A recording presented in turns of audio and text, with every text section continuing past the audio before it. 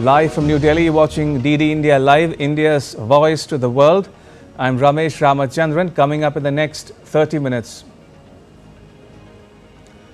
US President Donald Trump cracks down on immigration, plans to send additional troops to Mexico border. Thousands told to evacuate after a new fire breaks out in the US city of Los Angeles. And Russia says it's ready for mutually respectful talks after Trump threatened sanctions for Ukraine conflict.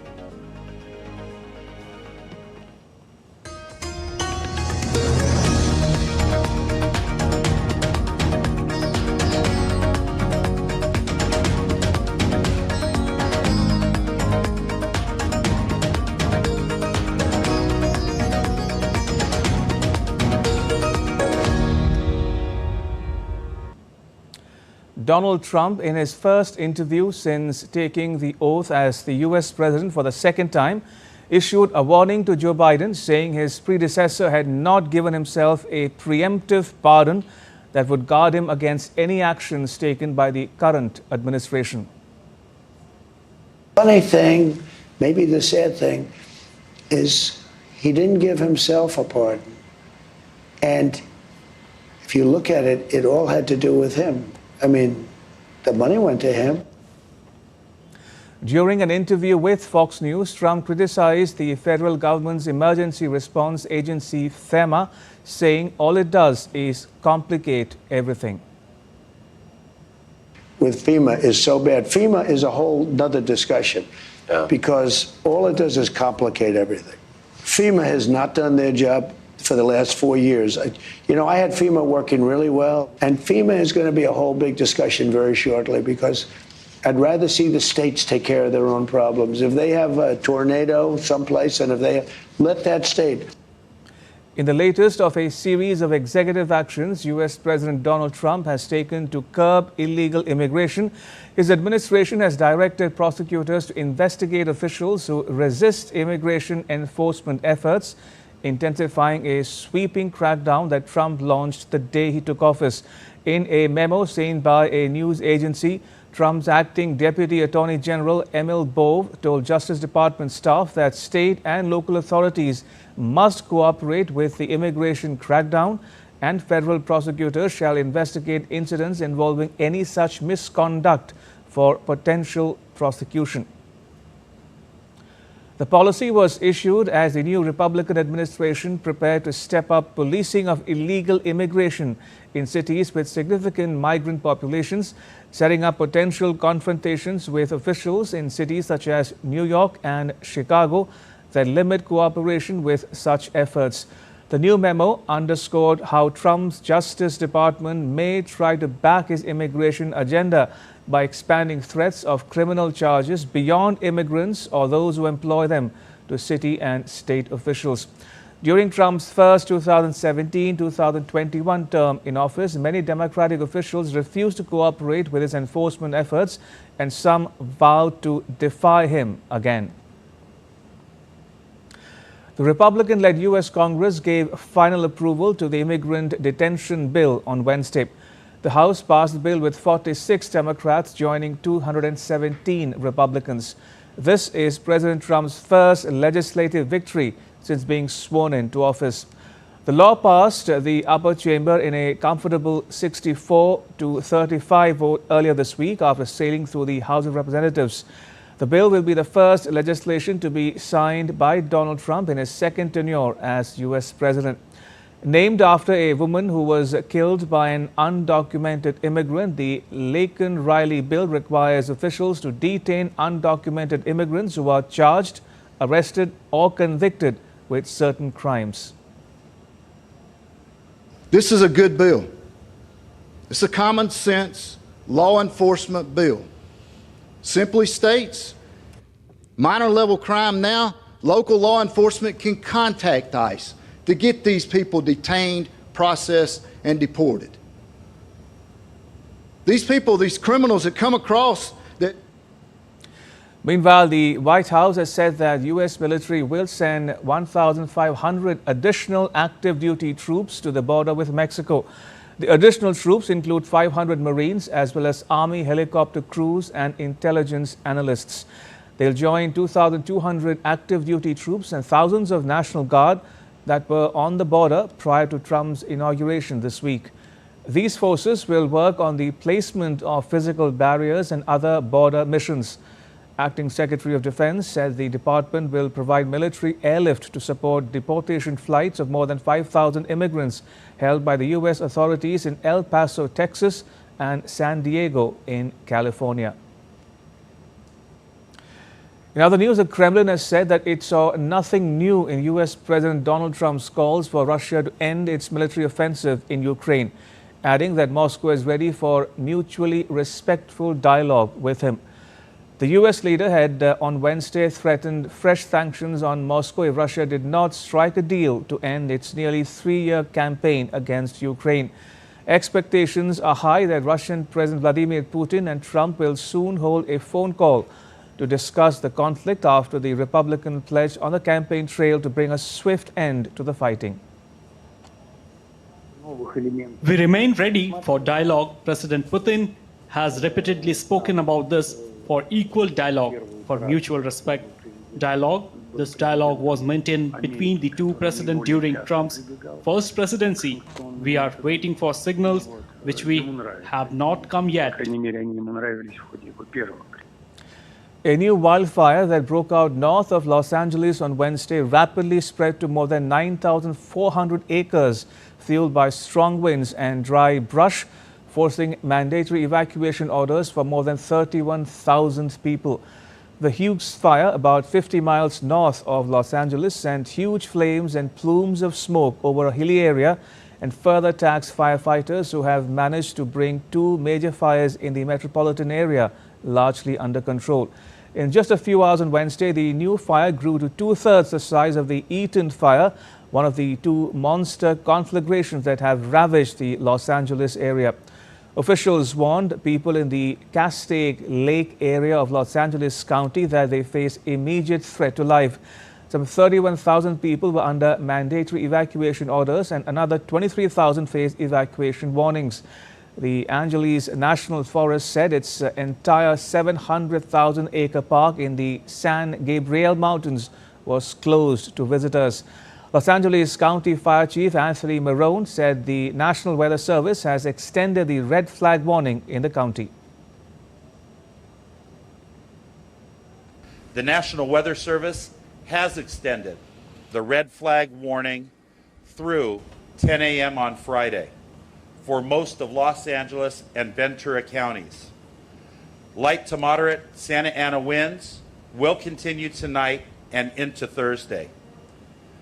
The situation remains dynamic, and the fire remains a difficult fire to contain, although we are getting the upper hand.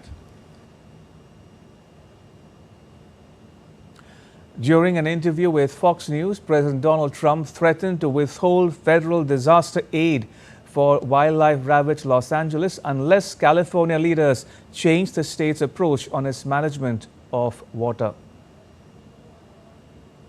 I might have to do that. Sometimes that's the only thing you can do. Look, California is a great example of it.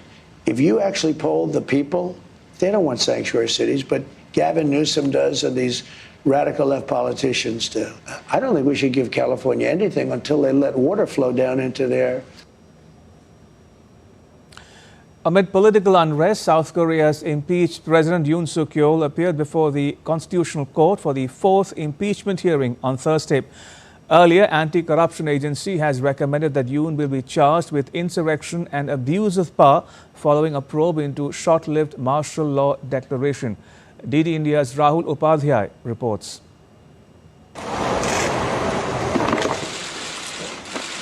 A convoy carrying South Korea's impeached President Yoon Suk-yeol arrived at the Constitutional Court Thursday for his fourth impeachment hearing. A vehicle carrying former Defense Minister Kim Yong-hyun also arrived at the court as a witness.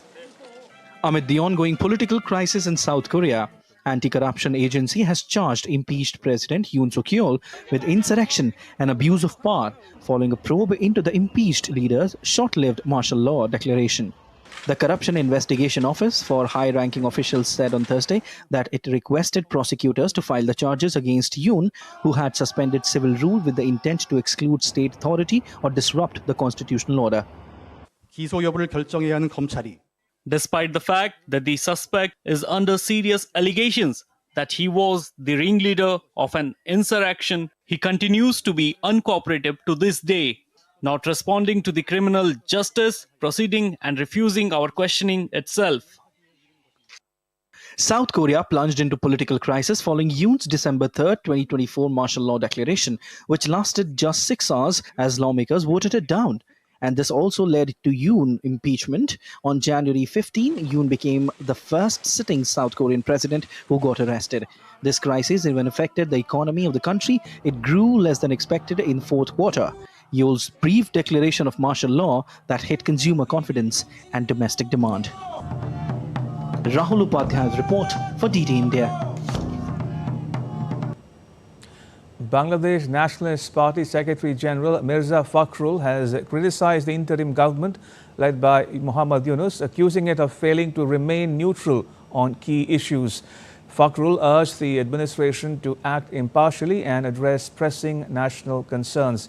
He emphasized the need for swift elections following essential reforms, noting that all political parties agree elections are vital to sustaining the democratic process. All right, now take a look at what else is making news around the world. Pakistan's former Prime Minister Imran Khan called off reconciliatory talks with the government on Thursday, a week after a court handed him a 14-year jail term. Aimed at cooling political instability in the country, the talks started late last year ahead of the judgment in the land corruption case.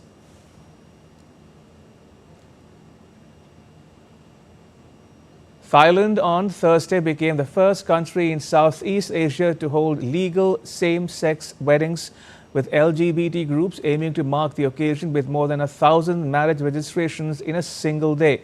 After decades of campaigning by activists, Thailand is the third territory in Asia to legalize same-sex marriages after Taiwan and Nepal, with a new marriage equality law coming into effect on Thursday. Air pollution forced nearly 200 schools in Bangkok to close on Thursday as officials urged people to work from home and restricted heavy vehicles in the city.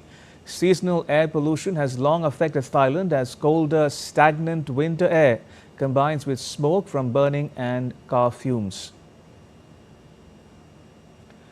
A new version of self-flying cargo drone has been chosen for delivering acutely needed humanitarian aid in Central Africa.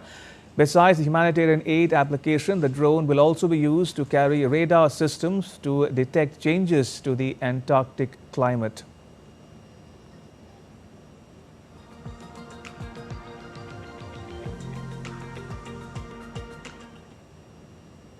And still to come on DD India Live. Updates from the World Economic Forum in Davos. Gen Z enjoy a day out at the Maha Kumbh.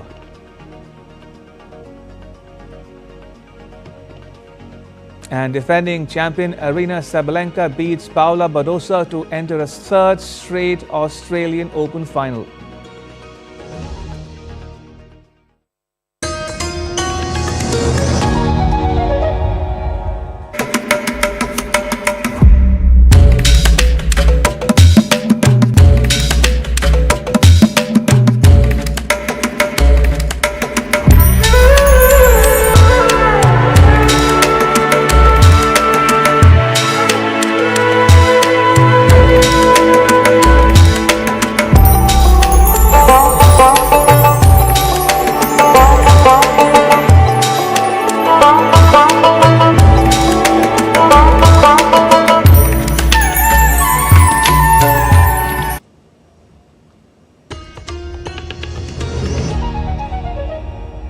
You're watching DD India Live. I'm Ramesh Ramachandran.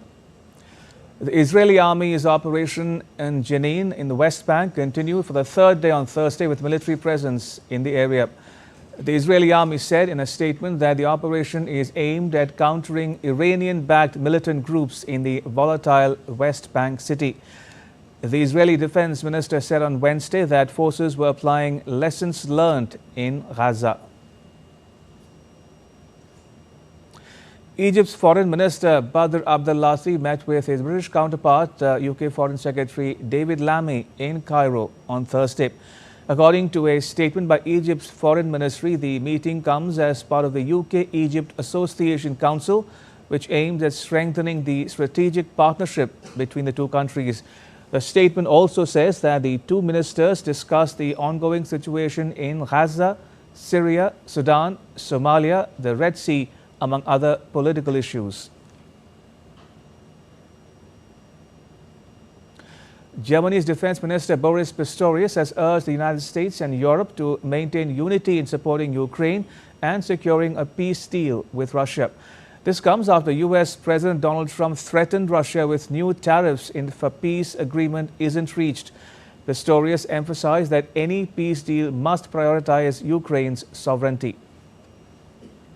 I'm sure that the U.S. administration will reach out for their partners in Europe, because we need together a united approach to that issue, because it's not easy to solve, not even for the United States. So we should stay together, and we should stay committed, remain committed to support Ukraine as long as it takes. And of course, everybody of us is longing for peace, but particularly Ukraine. And it has to be a peace in freedom and not only a peace for any price. Updates from the ongoing World Economic Forum annual meeting in Davos, as global leaders have called for action on artificial intelligence, regional reforms and environmental initiatives at the annual meeting, discussing key global and regional challenges as well. These include responding to geopolitical shocks, stimulating growth to improve living standards, and stewarding a just and inclusive energy transition. Speaking at the launch of the Global Energy Transition Forum in Davos on Thursday, European Commission President Ursula von der Leyen said the world is moving faster than ever on the clean energy transition.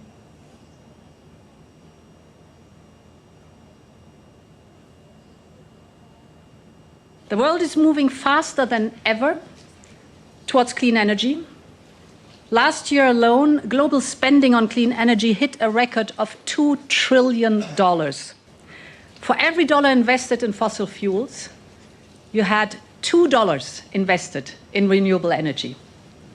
And the power sector, clean energy investments outnumber fossil fuel by 10 to 1.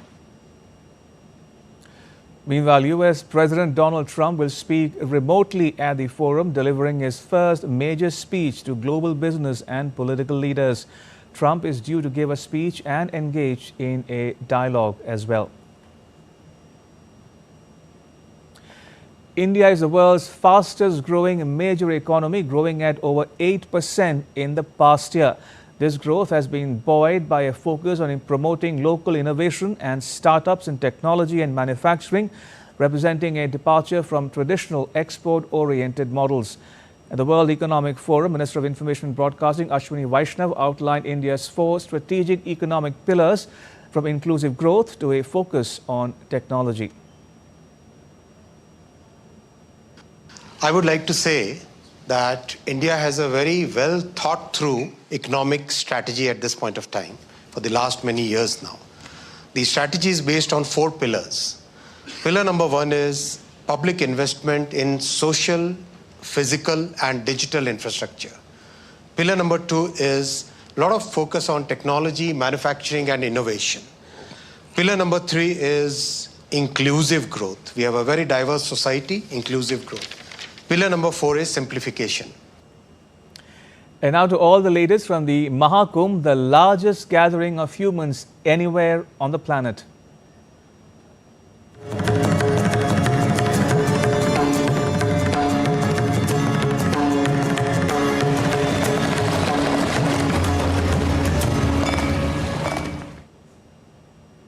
As the grand festival of the Maha Kumbh enters its 11th day, the holy city of Prayagraj continues to welcome millions of devotees at the Triveni Sangam. Over 16.98 lakh pilgrims took a holy dip on Thursday as part of the festival to begin the day. Lakhs of devotees have taken the holy dip at the sacred confluence so far. Being held after 12 years, the Maha Kumbh will continue in Prayagraj until the 26th of February. Over its 45-day duration, this grand spiritual gathering is expected to draw more than 40 crore devotees, including pilgrims and visitors from across the globe. On Wednesday, Uttar Pradesh Chief Minister Yogi Adityanath reviewed preparations for the Mauni Amavasya Amrit Snan, which will take place on the 29th of January. The young generation can be seen enjoying the festival of Maha Kumbh as they immerse themselves in the evolving concept of spiritualism and divinity. Well, now let's take a look at this report to know what exactly is attracting the Gen Z to the Mega Kumbh festival.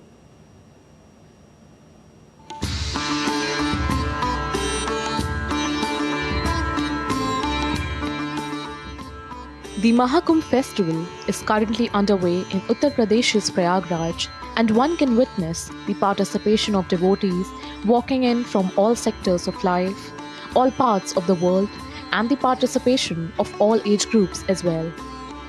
And interestingly, the Gen Z are feeling a greater and divine connect with the once in 144 years event that brings them here to take the holy dip. So many youngsters and many people have come here from across the country, and they are really enjoying the facilities being provided at the Arel Ghat. Have you taken the holy snan? Yes, we have taken the holy snan from here. Yes. And when we talk about the arrangements here, are you finding it? Everything is very well managed, and we enjoy a lot here. And very interestingly, many youngsters are coming here to take the holy dip. Why is it so important for all the age groups to have the vibrations of Maha Kumbh? Because of the new generation are known about our culture, and it is come from the 144 years ago. So many people are come here to know what the reason 144 reason कि हम लोग यहाँ पे क्यों आ रहे हैं इसलिए यहाँ पे. Have you taken the holy snan? Yes. You enjoyed it? And also when we talk about the importance of holy snan, any message that you would like to give to the Gen Z here? Everyone please come and take here for bath. They've come all the way from Mumbai to take the holy snan, and they really enjoyed it. With camera person Shiv Suman, this is Deepika.